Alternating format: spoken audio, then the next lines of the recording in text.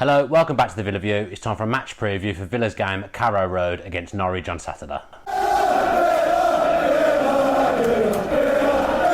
Thomas, a rare moment for you having to set up all the equipment in your house, but you're here. Let's talk Norwich. Yeah, we hope to get Jack Reeve from Talk Norwich City on.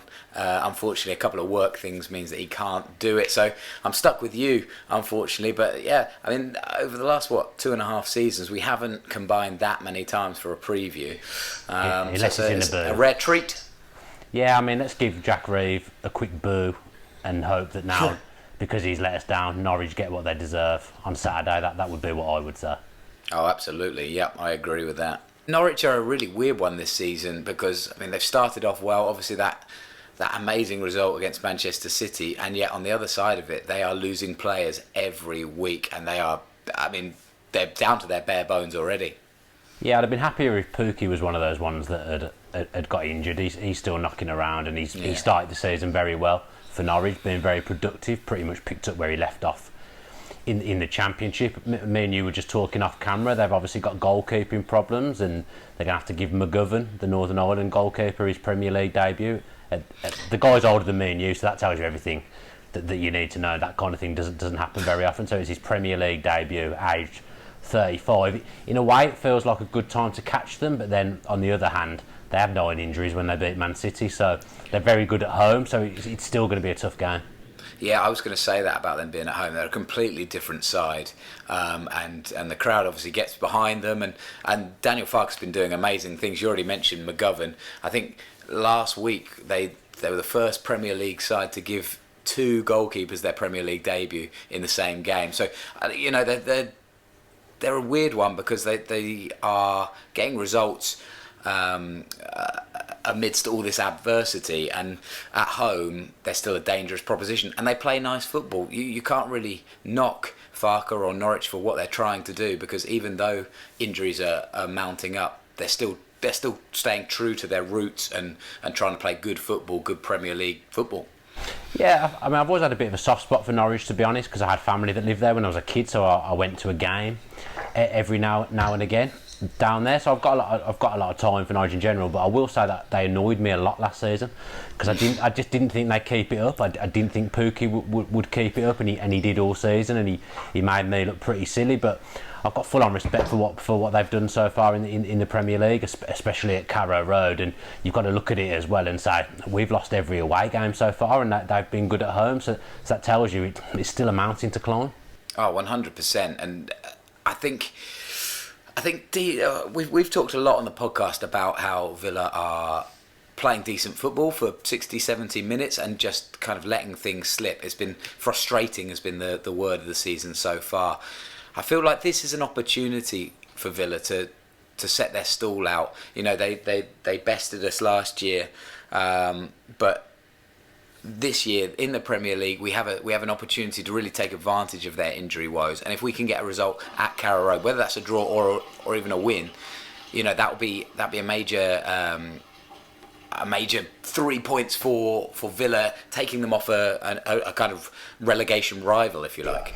Well, yeah, I think it will be the home form that determines what we do, but coupled with that, it will be these kind of games away against teams that you would expect are going to be around you. So we definitely need to take something on Saturday. Even if we draw, if we don't win, that's 1 win from 8, which you have to say isn't a good start. And as you said about the frustration, I look at the last 4 games and think, well, we should have taken more in every one of those games. Yeah. In my opinion, it might be one of those ones on Saturday where Norwich end up dominating and we come away with a win, maybe not deserving it. And to be honest, I'd be quite happy to see that, because this playing well and not getting a result, or playing well for one half and not ending up getting a result, it's no good. We've got a pretty fully fit squad now to choose from as well on Saturday, and like you say, they're decimated by injuries. You have to take advantage. Yeah, totally. It's about time we got our share of the luck. So hopefully that will turn. But you're right, you got Mings back, who had a little knock on the weekend. You got Target, who obviously left the field. He's Smith says that he's fit. They say they've got to be cautious with him, but he's fit. And Jonathan Kodjia returns as well. Do you see Well, first of all, Matt Targett and Mings, we assume that are going to go straight back into that side. Oh, yeah. Codger on the bench? Yeah, he'll be on the bench, and to be honest, I'm not his biggest fan. He doesn't do enough for me, and he's very inconsistent, doesn't do the dirty work, but I've got to be fair, we're missing a bit of a wild card off the bench, someone who could potentially come on and change the game. I mean, he's just as likely to come on and do absolutely nothing and let you down, but he does have that in him, that he can pull something out of nothing, pull a rabbit out the hat. So it's good to just have an extra option, I would guess, and up front / wing is where we've had our problems. I'm not sure whether he'll keep Grealish on the wing. I don't know whether he'll move him back in the centre. Connor will obviously be hoping to play for the second consecutive game, but there's always a chance he could play Douglas Luiz and keep Grealish on the left. So we have options to switch it up a little bit. People are saying as well that Keenan should come in for Wesley. I still think it's a bit early for that for me. At the end of the day, Wesley scored 2 in 7. It's not great, but it's not terrible, although he did probably have his worst game on Saturday. But I do worry about what taking him out of the team would do for his confidence. So Dean Smith knows best. I trust what Dean Smith will do. I don't know how you see us lining up. Yeah, I kind of feel like we'll start the same way we did against Burnley. You know, now that Smith seems to have found a way to play McGinn, Hourihane and Grealish at the same time. You know, with Matty Targett fit, that really allows those forward 3 midfielders to play at the same time. So I think that's given us an attacking option that we haven't yet seen, and I think Smith will want to see more of that. That gives us a bit of creative freedom in the middle. A couple of players also to get closer to Wesley as well. It's just the other side of midfield that the kind of El Ghazi Trezeguet. I fancy El Ghazi to start that one still. I don't think he's done anything to lose his job, especially scoring at the weekend as well. So yeah, for me, it's going to be a similar lineup to Burnley. Yeah, I think you've persuaded me in that little blurb that we'll keep the same team, because if you think about it, Dean Smith, I think, said after the game that's our best performance of the season in the first half. So if he thinks that, you'd think that he'd keep it the same for this kind of game. I would think it's not like we're coming up against one of the big boys and he might think we need to tighten up. No, it's definitely a little not. bit. It's a game we need to win, so you'd think actually he'll probably keep the side the same.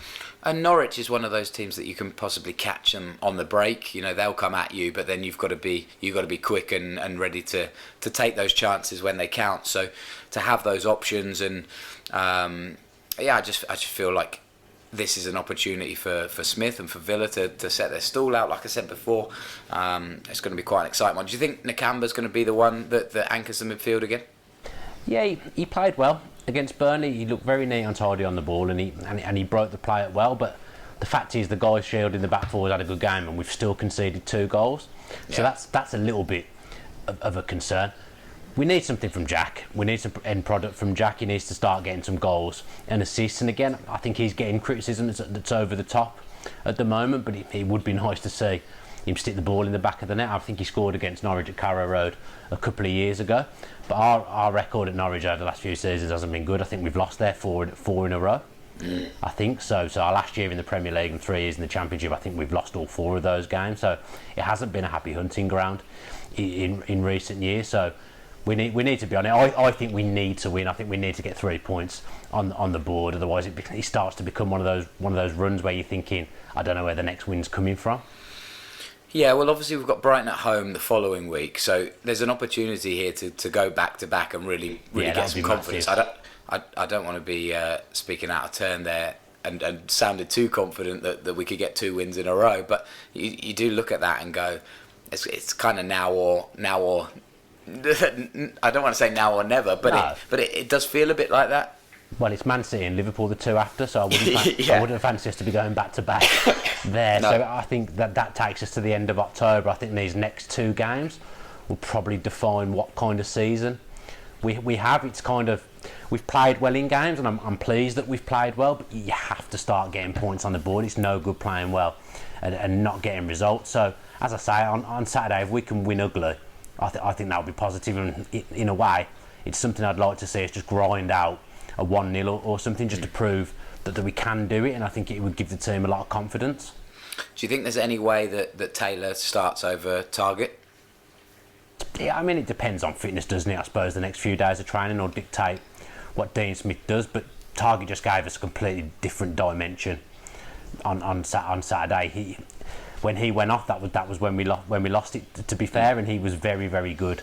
And again, I liked that link up on the left hand side with him, Grealish and Hourihane, and I liked the link up on the right hand side as well between the three of them that I spoke about in the podcast. So it's about now you start to get your best team together, you start to get your little combinations going. You start to lose the excuse of, well, people are settling in, we had a whole new team in the summer, they've been around each other since July now. So we've got to start putting points on the board, and the time for excuses is probably gone after this game. I agree. I totally agree. I think fans have been patient and they'll continue to be that way. But they won't know at some point. If we don't pick up a win in our next couple of games, people will turn, because it's 7 games at the moment, and the patience is still there. But the longer it goes on, a couple more games, and I think there'd be. I know the Villa fans. There'd be a section of the Villa fans that would turn. Yeah, and we've said it on the podcast so far. And I think you mentioned it earlier. The last 4 games, we should have got more from. Yeah. And there's only so long that you can do that before you start running out of games to make the points up. So it has to happen in the next couple, because our fixtures get a little bit tricky. So we need some confidence. What do you think of the score prediction then? I don't think I've predicted us to lose a game yet. So purely on that basis, I'm going to predict us to lose 2-1, just because I've been wrong every time so far. That's my sole reason for doing it. Good optimism there. But it's nothing to do with that.